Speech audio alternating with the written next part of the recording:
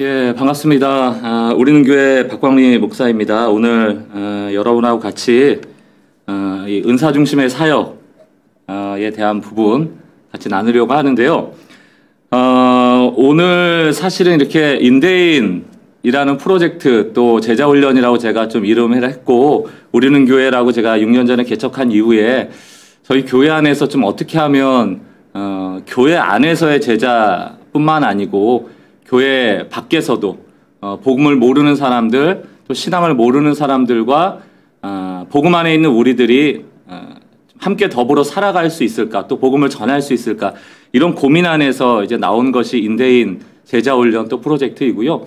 오늘 이제 은사 중심의 교회 사역과 연결해서 좀 이 인대인 프로젝트가 왜 개척하시는 목사님들에게 또 지금 이 시대 속에서 필요한지에 대한 이유로서 좀 함께 설명하고 나누길 원합니다. 이제 은사라고 하면 이미 앞에 NCD 대표이신 김한수 목사님께서 이론이나 또 실제에 대해서 좀 성경적으로 잘 풀어주셨으리라고 생각을 하고요. 그렇기 때문에 저는 오늘 이제 은사에 대한 그 자체에 대한 이야기보다는 좀 저희가 오해하고 있는 은사에 대한 생각들을 좀 성경적으로 바로 세우고, 그런 맥락에서 우리가 좀 인대인의 사역으로 좀 연결할 수 있다, 이렇게 좀 설명을 하려고 합니다. 저희 강의는 1교시, 2교시, 3교시 참 긴 시간에 걸쳐서 하는데요. 첫 번째 시간에는 이제 은사라는 것이 필요하다, 그리고 성경 안에서도 교회 공동체 안에 꼭 필요한 것이 뭐 여러 성경 구절을 통해서 저에게 소개가 되어 있고요. 그러나 이전에 우리가 은사 사역을 한다, 또 교회를 은사 중심의 사역을 한다라고 했을 때 가지고 있었던 좀 한계점이 있거든요. 또 문제점도 있고, 이제 그런 것들도 함께 짚어보면서 1교시를 좀 보내고 나서 두 번째 시간에는 이제 그런 맥락에서 이런 은사 중심의 사역의 한계와 또 문제점을 좀 돌파하고자 인대인 제자훈련이 좀 필요하다라는 좀 주장을 하고 싶고요. 또 3교시에는 이제 인대인 제자훈련이 좀 여러 단계의 그런 코스로 되어 있는데, 그 중에서 이제 첫 번째 단계 인대인 스타터, 특별히 이제 교회마다 요즘 미셔널 처치라는 개념을 중심으로 해서 교회 밖에 대해서 관심을 많이 가지고 있고, 교회론도 이제 움직이는 교회로서 성도 한 사람 한 사람의 이 교회라는 그런 교회론을 가지고 어떻게 하면 좀 세상 속의 성도들을 교회로 세워갈 것이냐, 이런데 관심이 많은데, 이제 그렇게 좀 인식 전환이 하려면 기존의 좀 전통적인 교인들에게 또 성도들에게 좀 미셔널 처치에 대한 이해를 둬야 되거든요. 그런데 지금 이제 시중에 보면은 미셔널 처치에 대한 어떤 이론적인 내용은 목회자 중심으로 좀 이루어지고 있는 것 같고 해서, 제가 인대인 스타터라는 교재를 통해서 성도들과 함께 좀 성경 공부, 성경 중심으로 그런 미셔널 처치가 왜 필요한지에 대해서 좀 소개하려고 합니다. 그래서 1교시에는 은사의 필요성과 그 한계점을 좀 짚어보고요. 또 두 번째 시간에는 인대인 제자훈련이 무엇인지에 대해서 좀 저희가 양육 체계를 설명하려고 하고, 세 번째 시간에는 그 인대인 제자훈련의 과정에서 첫 번째 단계인 인대인 스타터를 좀 함께 나누어서 오늘 하루를 이렇게 강의를 진행하려고 합니다. 1교시에는 이제 은사의 필요성과 한계점에 대해서 좀 볼 텐데요. 일단 은사에 대한 얘기를 간단하게 좀 하려고 합니다. 이제 은사가 뭐냐, 여러 가지 규정을 할 수 있겠지만 저에게 있어서 제일 중요한 개념은 은사라는 건 주어진 것이라는 겁니다. 그러니까 우리가 획득해낸 것이 아니고 성령께서 이 교회를 세워나갈 때, 또 우리 성도들이 살아갈 때 성령의 드러냄을 위하여서 성령이 주신 것이죠. 이게 굉장히 중요한 개념입니다.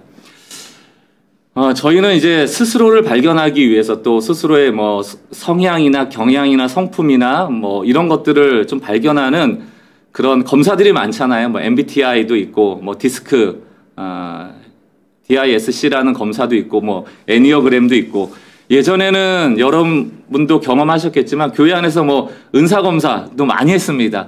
내가 찾은 은사, 또 남이 나를 보면서 찾은 은사, 이런 것들을 조합해서 균형 있게 뭐 은사를 검사한다던가 이런 게 참 많이 있었는데, 이제 이런 검사들을 다양하게 하고 나면 보통은 내가 어떤 성품을 가졌지, 내가 어떤 성향을 가졌지, 혹은 내가 어떤 은사를 가졌지라는 데 굉장히 주목합니다. 내가 어떤 존재라는 것을 그런 검사를 통하여서 평가받기를 원하는 것이죠.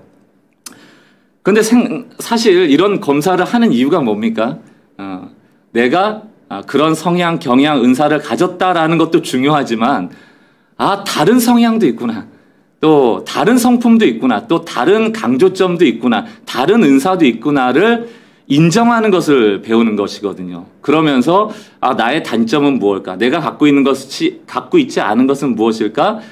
그렇기 때문에 나도 필요한 존재이지만 바로 나와 다른 이 사람도 필요하구나를 우리가 인정하는 측면에서 이런 검사들이 중요하다라는 것을 저는 많이 깨닫게 됩니다. 근데 이런 검사할 때 남을 인정해 주는 것보다는 내 주장, 내 은사가 더 좋아, 내 성품이 더 좋아, 나는 특별히 리더십을 갖고 있어, 나는 남들이 갖고 있지 않은 특별한 은사, 영적인 은사를 갖고 있어, 이런 것들을 자랑하고 드러내는 용으로 이런 검사들이 쓰여질 때 참 마음이 아프죠.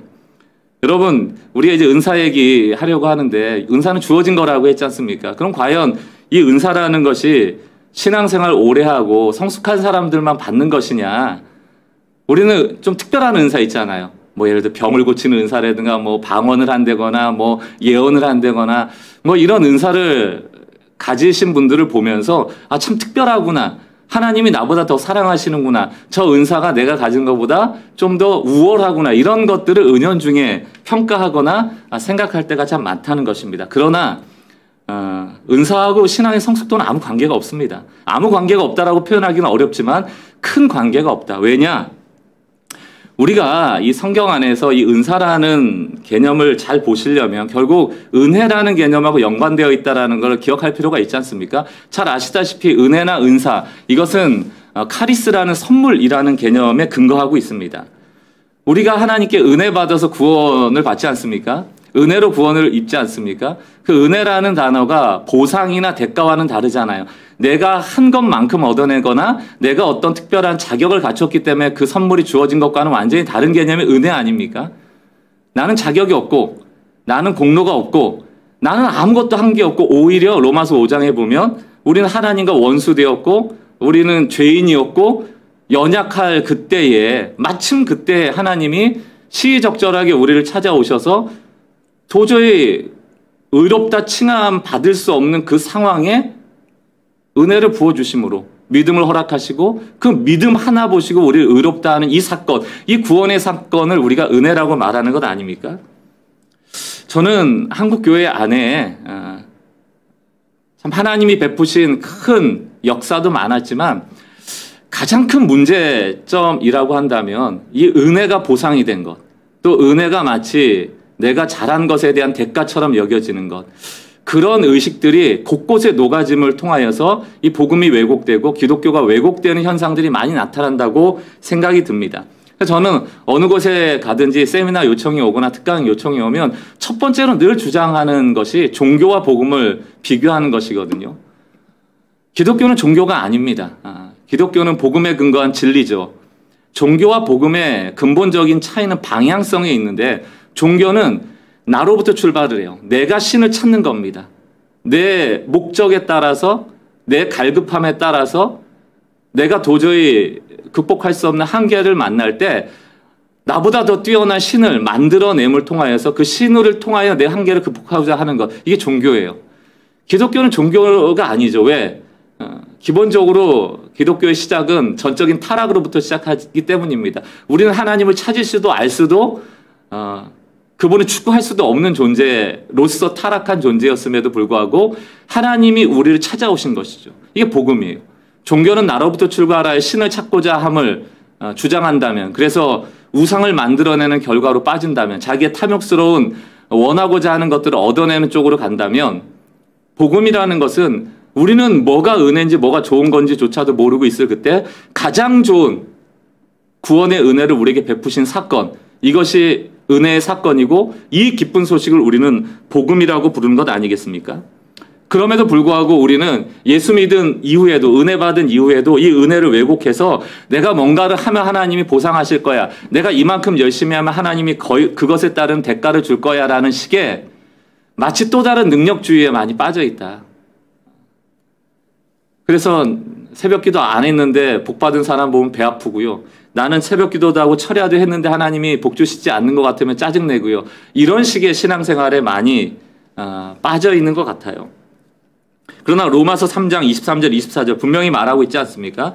모든 사람이 죄를 범하였으면 하나님의 영광에 이르지 못하더니 그리스도 예수 안에 있는 속량, 속전, 대가 치름을 통하여서 하나님의 은혜로 값없이 의롭다 하심을 얻은 자가 되었다. 은혜는 값없이 의롭다함을 우리가 얻은 사건을 말하는 것이잖아요. 제가 왜 이런 길게 은혜에 대한 이야기를 하고 있습니까? 이게 은사라는 카리스의 어원과 같고 우리에게 주어진 은사 또한 은혜로서 거저 주어지는 것임을 우리가 자각해야 될 필요가 있다라는 것입니다.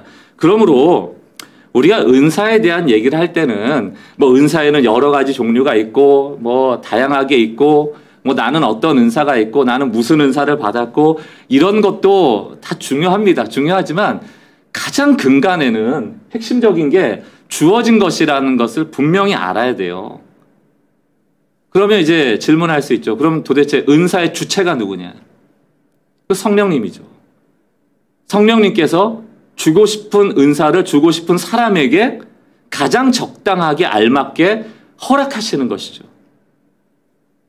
그게 은사의 기본적인 원리입니다. 그러므로 내 안에 거하시는 성령께서 나를 통하여 드러내심, 나를 통하여 사역하심, 거기에 우리에게 요구되어지는 것은 능력이 아니고 그 은사를 휘두를 만한 능력을 갖추는 것이 아니고 그 하나님의 뜻을 분별하고 거기에 순종하고 실제적으로 내 몸을 움직여서 사역할 때 그 성령에 드러나길 원하시는 그 목적이 이루어지는 것이죠. 그러므로 우리가 은사에 대한 개념에서 꼭 기억하셔야 될 것 두 가지. 하나는 주신 것이다. 받은 것이다. 은혜의 원리와 동일하다. 그러므로 우린 교만할 것이 없고 겸손히 순종하여야 한다. 그러므로 우리 은사의 주체는 성령이시다. 이거에 대한 분명한 인식을 갖고 있는 것이 매우 중요하다고 생각을 합니다. 그 다음에서 우리가 좀 봐야 될 것이 그렇다면 왜 성령께서는 자격 없는 우리에게 또 우리들에게 각자 다양한 은사를 허락하시는가? 목적은 분명합니다. 그것은 유익이 되기 때문이에요. 두 가지 유익인데 첫 번째는 그 개인에게도 유익이 됩니다. 성령이 내 안에 거하시는에 대한 증거이죠. 저는 이제 방언을 대학교 3학년 때 수련회 갔다가 받았거든요. 제가 대학교 3학년 때까지 그 전까지는 그냥 교회 다니는 썬데이 크리스찬이었고요. 인격적으로 하나님을 만나지 못했습니다.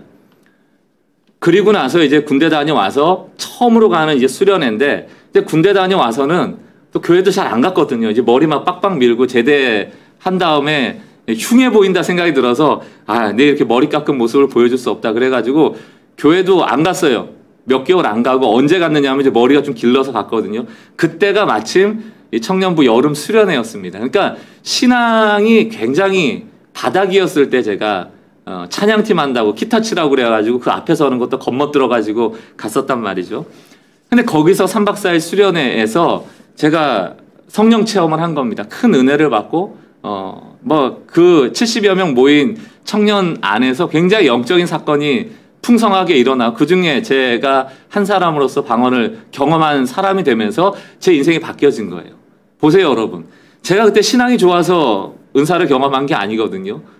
아무것도 모른 채로 은혜의 은자도 모르고 기도의 기자도 모르고 그냥 겉멋들려 가지고 그냥 형들 있고 누나들 있고 동생들 있고 그냥 청년부 수련회 가보자 이런 마음으로 따라간 것인데 3박 4일 하는 동안 하나님이 제 마음을 열어주시고 회개의 마음을 주시고 쏟아놓게 하시고 그런 가운데 찾아오셔서 저를 택하셨다라는 믿음을 주시고 사랑한다는 믿음을 주시고 거기에 덧붙여서 은사를 주신 거예요. 받을 만한 자격이 아무것도 없었습니다. 그리고 나서 제가 정말 하나님 살아계시는구나를 경험하고 저에게 은혜가 증진되어지는 역사가 이 은사 때문에 일어나는 것입니다. 그러니까 어찌 보면 은사는 저같이 신앙생활이 이렇게 잘 안 됐던 사람에게 주어질 때는 부스터 같은 역할을 합니다. 막 은혜를 향하여서 더 이렇게 전진해 나갈 수 있는 출발점에서 이렇게 탁 부스터같이 밀어주는 역할을 합니다. 그렇다면 저에게만 유익했는가? 그렇지 않아요. 제가 그 이후에 정말 성령 충만해서 찬양팀을 이끌고 같이 찬양의 사역을 해나가면서 그 교회가 예배적으로도 그 공동체적으로 예배가 뜨거워지고 함께 살아나는 공동체의 유익도 있더라는 것입니다. 그러므로 이 은사라는 것은 분명합니다. 그 목적이라는 것이 개인의 신앙의 성장에도 도움이 되지만 그것이 단지 개인에게만 머물러 있는 그저 성령을 소유하고 내 것이야 은사, 이 은사가 내 거야 라고만 가둬두는 것이 아니고 교회 공동체적으로도 그것이 유익해야 되는 것이라는 것입니다. 그래서 그 은사에 대한 성경 구절이 가장 많이 나와 있는 것이 고린도전서 12장에서 12, 13, 14장에 걸쳐서 이제 고린도 교회가 참 많은 은혜를 받았지만 이 은사 때문에 분열되어지고 또 교만했던 부분에 대해서 사도 바울의 지적을 받고 했던 장면들이 많이 나오지 않습니까? 그 안에 보면 4절에서 11절까지 제가 조금 읽어보겠습니다. 여기 자막은 없지만 잘 아시는 말씀이니까 다시 한번 들어보면 좋을 것 같아요. 은사는 여러 가지나 성령은 같고, 그러니까 한 성령이 여러 가지 다양한 은사를 주신다는 것 아닙니까? 직분은 여러 가지나 주는 같으며 또 사역은 여러 가지나 모든 것을 모든 사람 가운데서 이루시는 하나님은 같으니 각 사람에게 성령을 나타내심은 유익하게 하려 하심이라. 이 유익이라는 게 덕이 되게 하려 하심이라는 뜻도 되고, 어쨌든 이 성령이 나타날 때 이것은 사랑의 결과물로 나타나고 어떤 능력의 결과물로 나타나고 이게 복음을 드러내는 결과물로 나타남을 통하여서 모두가 기쁜, 모두가 좋은 결과물을 드러내도록 성령이 역사하실 수 있게 각자에게 은사를 주셨다는 겁니다. 그래서 어떤 사람에게는 성령으로 말미암아 지혜의 말씀을, 어떤 사람에게 지식의 말씀, 어떤 사람에게 믿음을, 어떤 사람에게 병 고치는 은사, 어떤 사람에게 능력을, 어떤 사람에게 예언을, 어떤 사람에게 영들 분별함을, 어떤 사람에게 각종 방언 말함을, 어떤 사람에게 방언 통역함을 주시니, 그러면서 11절 끝에 뭐라고 되어 있습니까? 이 모든 일은 같은 한 성령이 행하사 그의 뜻대로 각 사람에게 나누어 주시는 것이라. 그의 뜻대로예요. 우리의 성향이나 우리가 열심히 기도해서 그런 게 아닙니다. 마음의 소원을 가져야지 은사를 준다. 그것도 어느 정도는 맞습니다. 왜? 성령께서 보셨을 때 정말 그 은사를 원하는데 저 친구가 그 은사를 가지고 교회의 덕을 세우고 그 개인에게 유익이 된다 하면 얼마든지 주실 수 있겠지만 욕심으로 구한다면 나는 막 예언하는 은사를 가지고 막 뽐내고 싶어. 내가 얼마나 하나님의 가까이 있고 내가 막 예언을 받고 내가 사람들이 모르는 거를 막 알고 이런 욕심으로 그걸 구한다면 주시겠어요? 안 주시죠. 여기 보면 정확히 나와 있습니다. 이 모든 일이 교회 안에, 이 공동체 안에 많은 사람들 가운데 각양의 은사가 나타나는 이유는 한 성령이 움직이시는 것인데 그분의 뜻대로 각 사람에게 나누어 주시는 것이고 그것이 우리 모두에게 유익이 되기 때문이다라고 분명히 말하고 있는 것입니다. 제가 이제 은혜 받았던 경험을 드렸잖아요. 제가 청년 시절에 섬겼던 교회는 굉장히 그 체험적인 그런 교회였습니다. 방언하는 사람도 많았고요. 그것을 통변하고 예언하는 사역도 굉장히 빈번하게 있었고요. 귀신을 축사하는 사역이나 병 고치는 치유 사역이나 이런 것들이 아주 일상적인 그런 교회에서 생활을 했었습니다. 지금 돌아보면 조금 미성숙해서 실수했던 부분도 참 많았고 그것 때문에 교회가 또 문제가 됐던 것도 저는 아주 철저하게 경험을 했습니다. 그런데 이제 그때 보면 아무래도 있잖아요. 이렇게 막 병 고치고 아픈 사람 오면 먼저 앞에서 손을 대주고 거기에 중심이 돼서 코어 멤버로서 막 사역을 하는 사람들 있잖아요. 막 귀신을 쫓을 때도 막 명하는 사람 있잖아요. 가장 가까이에서 막 예언하는 사역을 할 때 앞에 나와서 뭔가 이렇게 선언하듯 하는 사람 있잖아요. 그런 사람들이 아무래도 주목을 받아요. 주목을 받습니다. 사람 이렇게 오면 대접하고 사과 깎아주고 커피 내고 이런 일, 이런 섬김의 은사를 가지고 그 공동체를 섬기는 사람도 너무 중요한 은사자임에도 불구하고 사람인지라 눈에 띄고 사람들이 주목하고 앞에 나서고 마이크 잡고 이런 은사를 훨씬 더 중요한 은사처럼 생각하면서 열등한 은사와 우월한 은사를 은연중에 구분하고 있더라는 것입니다. 그것이 공동체를 오히려 어렵게 만들어요. 그러나 오늘 이 은사라는 건 뭐라고요? 주시는 거예요. 내가 특별해서 받는 게 아니고 하나님이 적절하게 주시는 거예요. 그리고 그 모든 것은 합력하여서 모든 은사가 이렇게 동원되어져서 모두가 다 이렇게 버무려져서 그 교회 공동체가 아름답게 복음을 드러난 일에 쓰여지는 것이지 어떤 한 사람의 주인공이 도드라져서는 안 된다는 것을 이 고린도전서에서 이야기하고 있는 것 아닙니까? 그러니까 방언하는 사람들이 고린도 교회에서 얼마나 막 대놓고 방언을 했겠어요. 나 방언 받았다, 나 이 영적인 은사다 하고 얼마나 많이 공개적으로 방언을 했겠습니까? 그러니까 사도 바울이 대놓고 지적을 하는 거잖아요. 그러니까 너가 많은 사람이 있을 때 막 방언으로 기도하면 외부 사람들이 그거 보고 너 미쳤다고 하지 않겠느냐 이런 얘기를 대놓고 하잖아요. 그러면서 방언을 하는 사람은 통변하기를 구하라. 그래야지 그게 무슨 뜻인지를 알 것 아니냐. 또 예언하기를 구하라. 그래야지 그 공동체가 덕이 되지 않겠느냐 이런 얘기를 하지 않습니까? 제가 설교자인데 설교자가 막 은혜 받았다고 막 방언으로 설교하면 그 공동체가 얼마나 혼란에 빠지겠습니까? 그래서 방언으로 설교하지 않지 않습니까? 교회마다 이 방언하시는 분들이 참 어려운 그런 존재로 부각될 때가 많은데 특히 이런 막 새벽 기도 같은 거 할 때 새벽에는 좀 조용히 하나님을 만나는 시간임에도 불구하고 이게 좀 미성숙하신 분들은 방언 받았다고 막 랄랄랄라 하면서 막 3, 40분 동안 새벽 내내 소리를 쳐가면서 방언을 하시는 분들이 있어요. 제재하면 이거 막 하나님의 역사인데 왜 막냐고 막 대들죠. 저도 이제 그런 경험이 있습니다만 마음껏 방언할 수 있는 교회가 됐으면 좋겠다라고 얘기할 때 성경이 그걸 말하고 있지 않은데 질서 있게 단정하게 품위 있게 하라고 성경이 말하고 있는데 성령의 역사는 절제의 역사가 있는데 자기가 가진 은사를 마음껏 뽐낸다고 해서 그게 하나님 기뻐하시는 건 아니거든요. 이게 조화와 단정함과 품위 있는 것이 매우 중요하다는 것도 저희가 기억할 필요가 있다.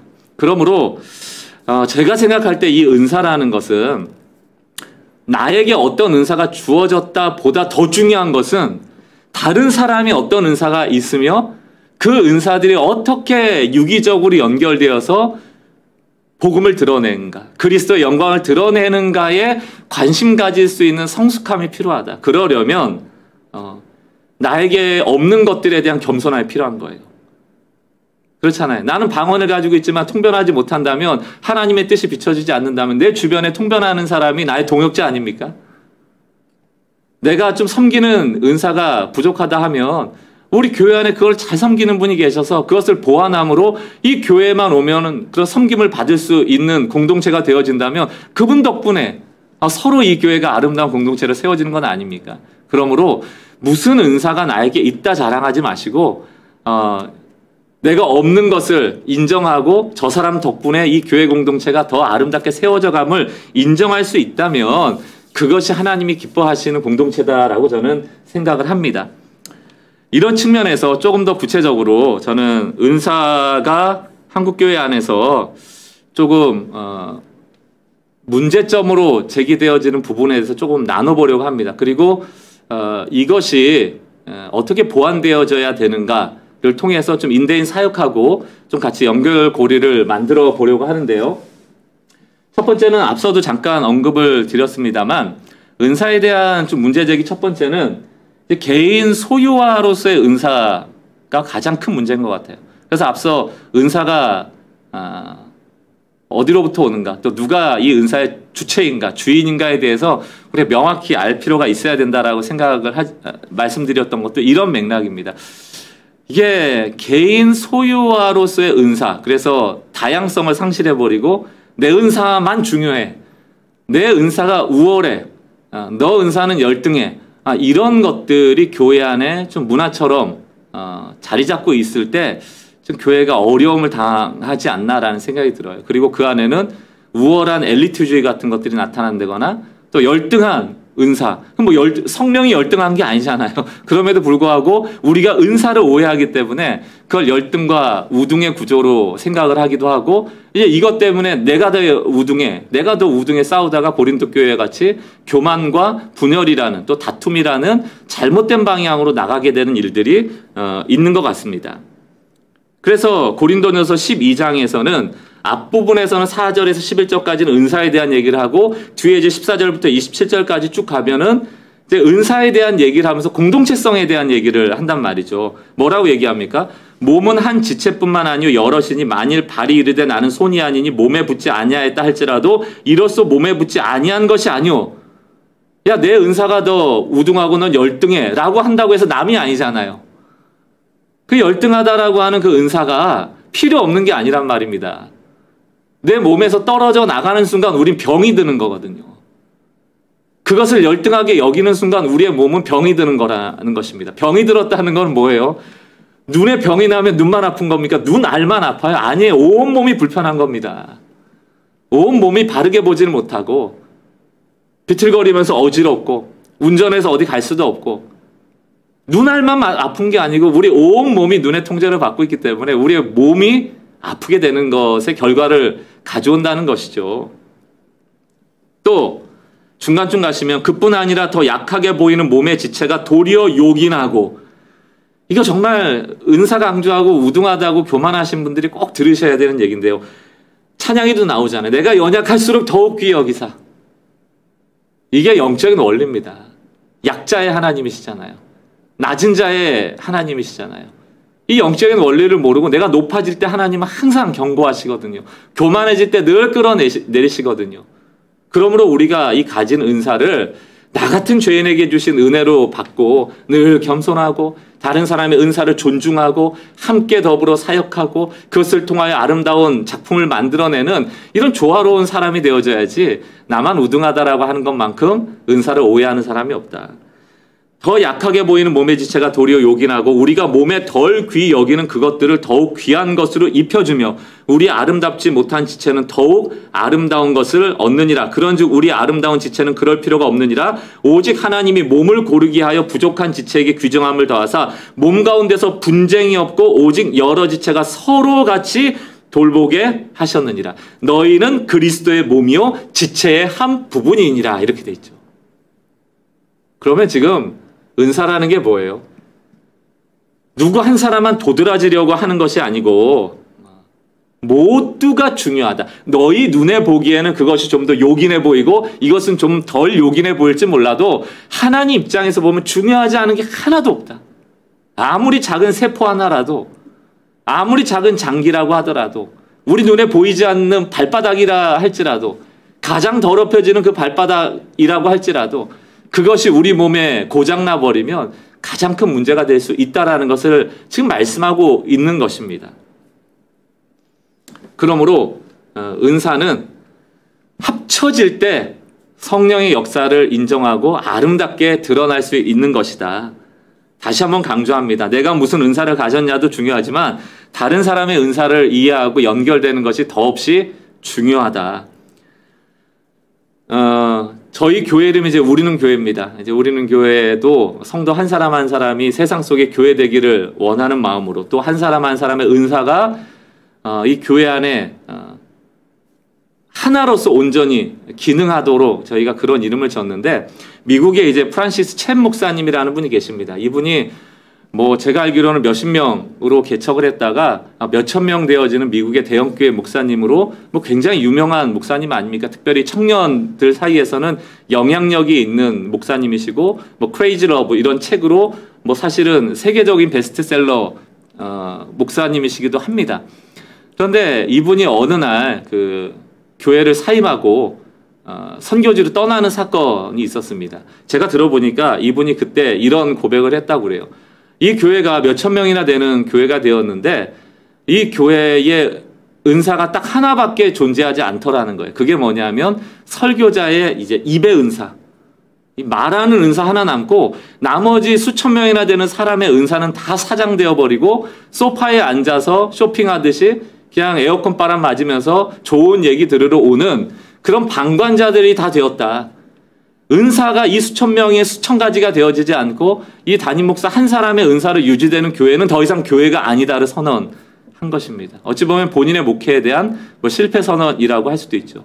그리고 나서 뭐 제 기억이 정확한지 모르겠습니다만 수년 동안 선교지 아프리카 선교지를 다니면서 새롭게 교회론에 대한 이해를 가지고 다시 미국에 돌아와서 이제 세운 교회, 개척교회 네트워크의 이름이 We Are Church입니다. 저는 뭐 그것을 따라하거나 뭐 그런 건 아니에요. 제가 몰랐기 때문에 교회 개척하고 나서 알아서 뭐 또 비슷한 영성으로 이렇게 가려는 또 목사님들이 계시는구나를 알게 되었는데 마찬가지예요. 그리고 나서 그분이 소위 얘기하는 가정교회, 가정교회도 다 같은 가정교회가 아니잖아요. 어찌 보면 교회 조직이나 시스템으로서 가정교회를 활용하시는 분도 계시고 실제로 가정교회의 본질을 추구하시는 분도 계시고 다양합니다만 이 프랜시스 chen 목사님은 뭐 10명에서 20명 정도의 작은 공동체로 교회를 세워나가고 그 안에서 각자의 은사가 드러나는 그런 어찌 보면 작은 교회 공동체를 만들어가는 운동을 하고 계신 것으로 알고 있습니다. 마찬가지예요. 이게 교회 안에 너무 강한 은사가 주도하게 되면 그거는 교회가 왜곡이 일어나게 됩니다. 과연 담임 목사에게만 성령이 가장 크게 역사하신다거나 담임 목사의 은사만을 가지고 교회가 움직여진다면 그것은 성경이 말하는 교회가 아닌 것이죠. 그러므로 은사가 작동되어지려면 교인 한 사람 한 사람이 하나님 앞에 부름받은 소명자로서 나에게 주신 은사를 10분 활용하여 교회를 세워나갈 뿐만이 아니고 우리의 가정도 일터도 학교에서도 이런 은사들이 드러날 수 있도록 우리가 몸부림치는 삶이 필요하다. 그리고 그런 은사들이 활용될 수 있도록 인정해주고 그분의 은사들이 잘 드러날 수 있는 교회 구조를 만들어주고 이런 것들이 사실 한국교회 안에 참 많이 필요하다라고 생각이 듭니다. 그래서 개인 소유화로서의 은사가 되지 않도록 좀 교회가 지금 우리 교회는 이 은사들이 잘 활용되고 있는지를 볼 필요가 있다는 것이죠. 이게 이제 꼭 은사뿐만이 아니고 우리가 은혜에 대한 것도 요즘 보면 이제 교회 가서 사실은 다 은혜 받기 원하는 분들이 있는데 그 은혜가 나만 은혜 받기 원할 때가 참 많잖아요. 여러분 우리가 예를 들어 한 100명에서 예배드리고 있다라고 하면 주일 예배를 생각해 보면 그 중에서 누가 내 은혜 말고 저 사람도 은혜 받았으면 좋겠다. 혹은 우리 모두가 은혜 받았으면 좋겠다라고 생각하는 성도가 몇이나 되겠습니까?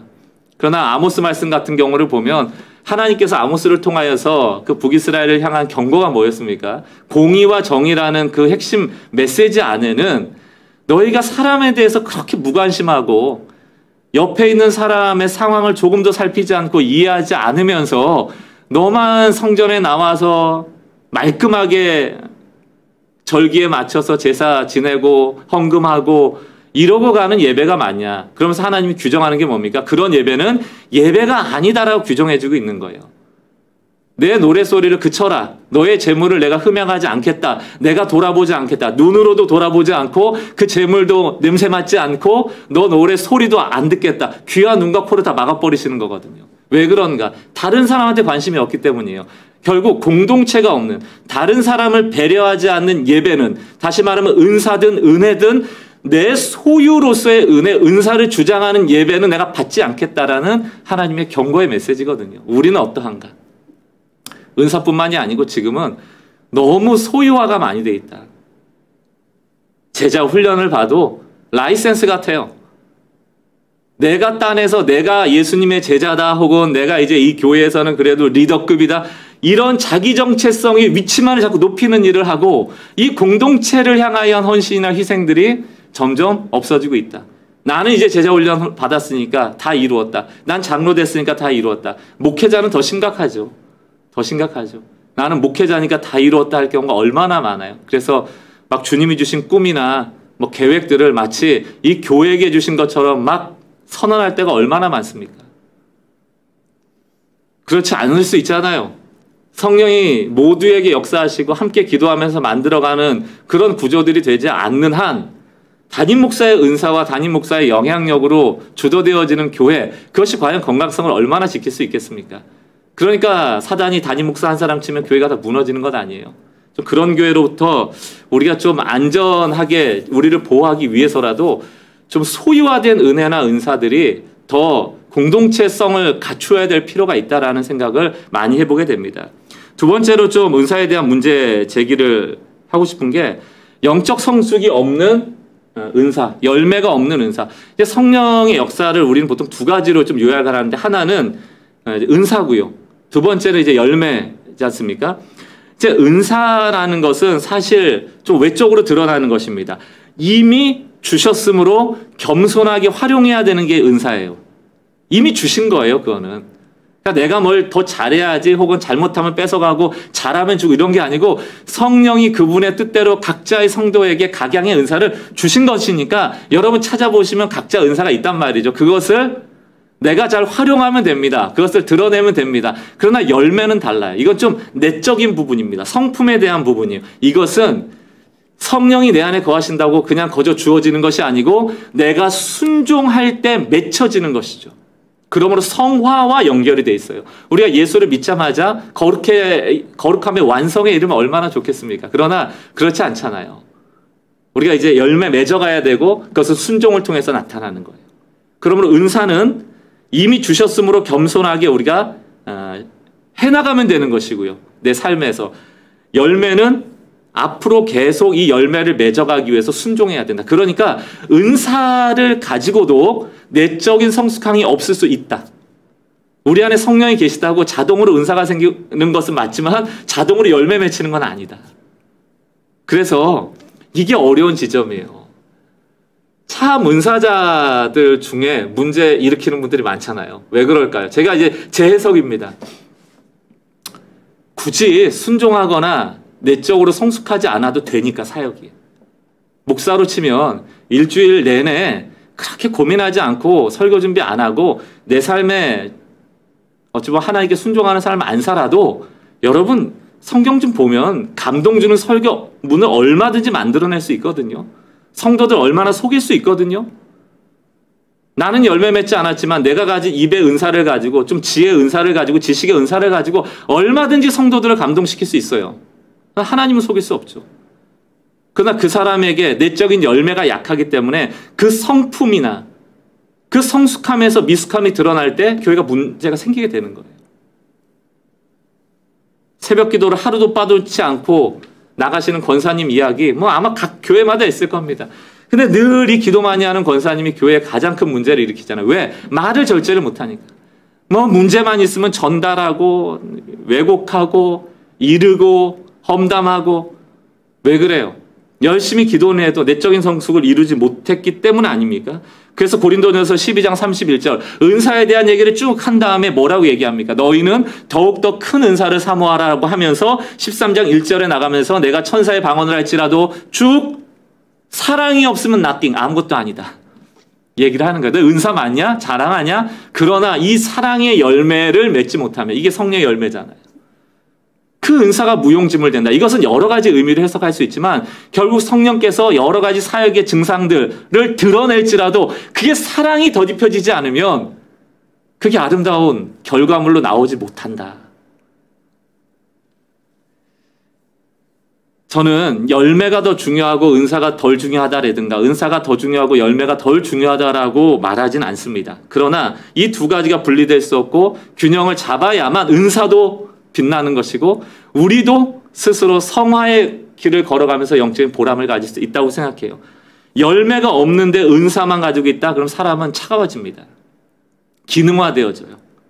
그러나 또 은사가 없는 열매, 그거는 소극적인 성도를 만들죠. 은사라는 건 사역할 때 도움이 되잖아요. 좀 동기부여도 되고 열심도 되고 또 잘할 수 있는 것이니까. 그런데 그런 거 잘할 수 있는 것도 안 하고 내 영적인 성숙함, 열매만 추구한다면 어떻게 되겠습니까? 늘 그냥 나 하나만 잘하면 돼. 말은 좋은 것 같지만 사회적 책임이나 복음의 공공적 책임에 대해서는 조금 더 발을 들여놓지 않으려는 사람이 되기가 쉽다는 것입니다. 그러므로 우리가 조금 열매도 함께 추구할 필요가 있다. 그러니까 이게 결국은 은사도 사람 문제잖아요.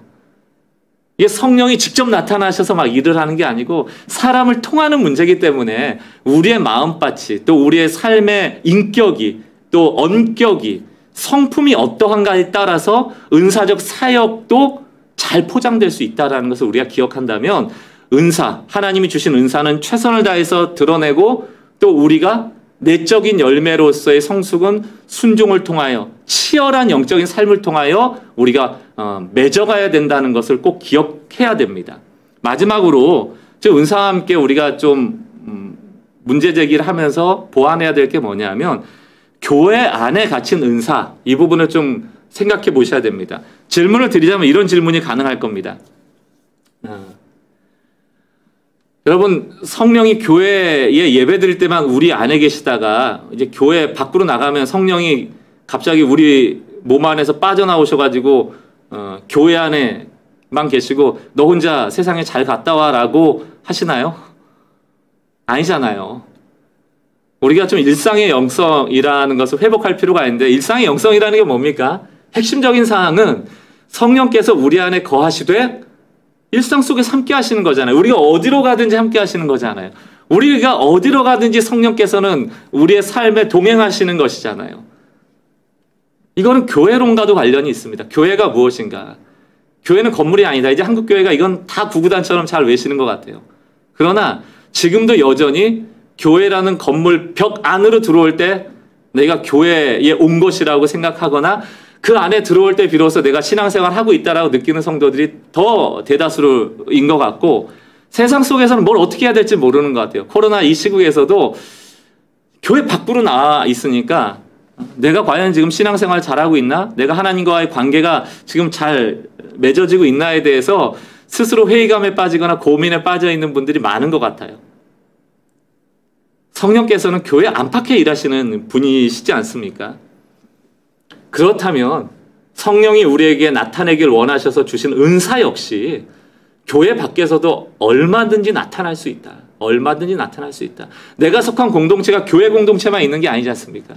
가정도 있고, 특히 가정 안에서 아내로서, 남편으로서, 또 자녀의 부모로서, 또 부모님의 자녀로서 우리가 가진 은사들을 충분히 그 공동체 안에서 나타낼 수 있는데, 이상하게 우리 가정은 열애일 때가 많아요. 또 학교, 친구들 사이에서, 또 직장, 동료 안에서 얼마든지 우리의 은사가 유익되게 그 공동체를 아름답게 빛낼 수 있는데, 우린 그런 데서 성령과 동행하거나 성령의 은사에 대해서 생각하지 않을 때가 많죠. 여러분 많이 읽어보셨겠습니다만 이안 코피가 쓴 하나님은 월요일에 무슨 일을 하실까? 이 책 한번 열어보시면 좋을 것 같습니다. 이 안에 주인공 얘기가 좀 나오는데요. 주일 마치고 월요일날 회사 갈 때 자전거 타고 쭉 가는데 회사 앞에서 하나님이 회사까지 따라 들어오려고 하니까 그 주인공이 한 얘기가 그거거든요. 하나님, 들어오지 마세요. 회사는 나 혼자 갑니다. 들어오시면 깜짝 놀라세요. 그러니까 오지 마시라고. 이런 에피소드 같은 이야기도 있거든요. 그게 무슨 얘기입니까?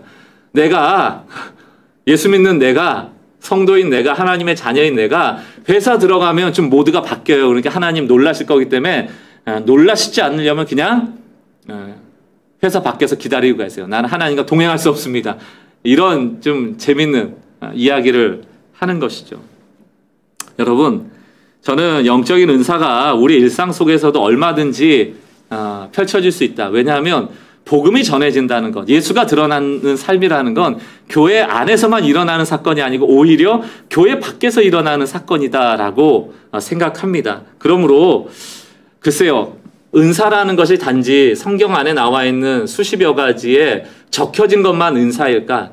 저는 그렇지 않다고 생각합니다. 우리가 가지고 있는 직업이나 하나님이 우리에게 특별하게 주신 재능이나 이런 것들도 은사와 함께 성령을 드러내는, 다시 말하면 하나님을 드러내고 복음을 드러내는 일에 아름답게 쓰여질 수 있다고 생각합니다. 그렇지 않다면 우리가 하는 지금 학교 생활이나 직장 생활이나 가정이 전혀 신앙과 별개라고 한다면 일주일에 6일은 의미 없는 삶을 살아가다가 그저 주일날 교회 가는 그 하루가 의미 있다면 우리의 삶의 7분의 6은 무의미한 삶을 살아내고 있다는 것 아닙니까? 그렇지 않잖아요. 새가족부 같은 이런 부서 사역 하시는 분들에게도 종종 드리는 얘기입니다.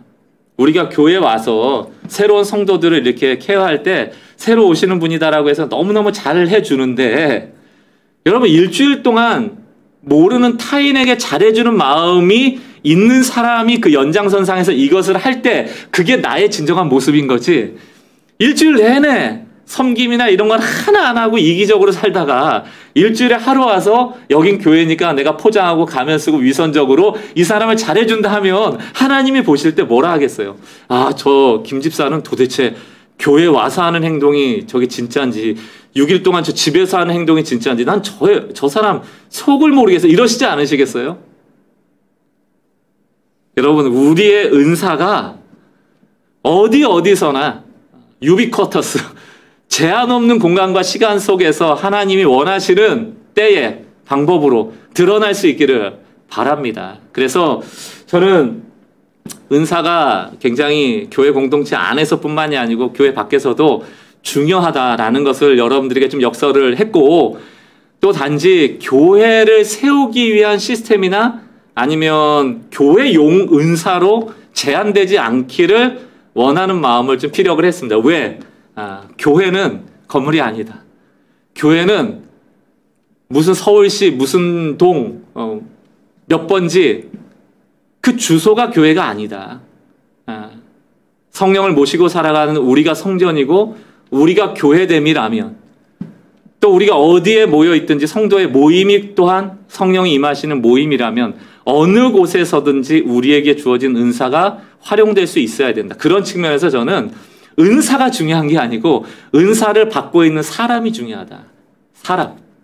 그래서 제가 이제 2교시에 여러분들과 함께 나눌 이제 인대인은 사람에게 관심을 갖는 겁니다. 나 자신도 하나님 앞에 온전한 제자로서 나를 돌봐야 되지만, 또한 내가 다른 사람을 대하는 태도, 내가 어떤 옷을 입고 이 사람을 대하고 있는가가 너무너무 중요해요.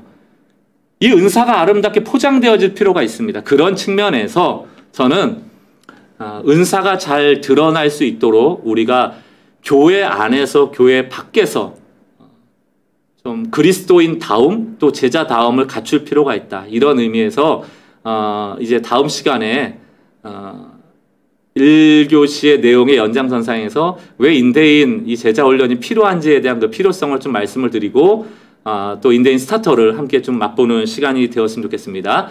예, 수고하셨습니다. 3시에 2교시 강의로 또 만나 뵙도록 하겠습니다.